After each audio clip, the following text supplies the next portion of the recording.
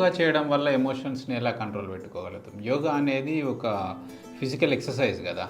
ఇప్పుడు జిమ్లో నేను ఎలా చేస్తా, జిమ్లో నేను వాకింగ్ చేస్తా, రన్నింగ్ చేస్తా, తర్వాత లిఫ్ట్ చేస్తా, అన్నీ చేస్తా. సేమ్ అట్లాంటిదే యోగా. యోగా అనేది పోస్చర్స్ చేయడము, దాని తర్వాత breath in breath out.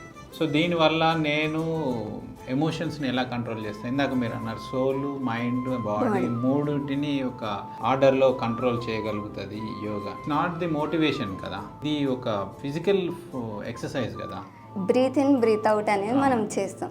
So breath in చేసి ఒక 4 సెకండ్స్ బ్రీత్ ఇన్ చేస్తాం. ఫర్ ఎగ్జాంపుల్ 2 సెకండ్స్ హోల్డ్ చేస్తాం. హోల్డ్ చేసే కెపాసిటీ ఎప్పుడు వస్తుంది? మనం కంట్రోల్ చేసి హోల్డ్ చేస్తేనే మనం చేయగలుగుతాం. లేదు నేను కంట్రోల్ చేయలేను, డైరెక్ట్ నేను వదిలేస్తాను అన్నప్పుడు అది కంట్రోల్ అనేది మన మైండ్ విడిచిపెట్టేస్తుంది. మన మైండ్ ఏమంటాం, ఇంకొక సెకండ్ హోల్డ్ చేయి, ఇంకొక సెకండ్ ఎక్సేల్ చేయి, ఇంకొంచెం ట్రై చేయి అని మనం దాన్ని ట్రైన్ చేస్తుంటాం.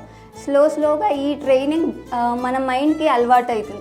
సో అలాగే ఎమోషన్స్ కూడా అంతే. ఏదైనా స్ట్రెస్ఫుల్ సిచ్యువేషన్ వచ్చింది, సో మనం దాన్ని ఎక్కువ టెన్షన్ పడొద్దు, నువ్వు హ్యాండిల్ చేయగలుగుతావు, నీకు ఇది అవుతుంది, డెడ్ లైన్ నైట్ వరకు ఉంది ఒక వర్క్ అనేది, సో నువ్వు చేయగలుగుతావు. ఫస్ట్ నువ్వు ఎలా చేయగలుగుతావు? నీ మైండ్ కామ్ చేసుకుంటే చేయగలుగుతావు.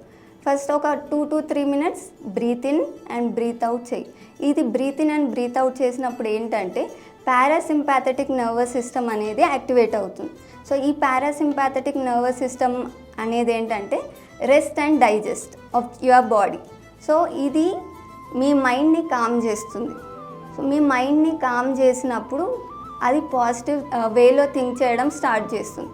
సో ఇలా మీ ఎమోషన్స్ అన్నీ మీ కంట్రోల్లోకి వస్తాయి అన్నమాట.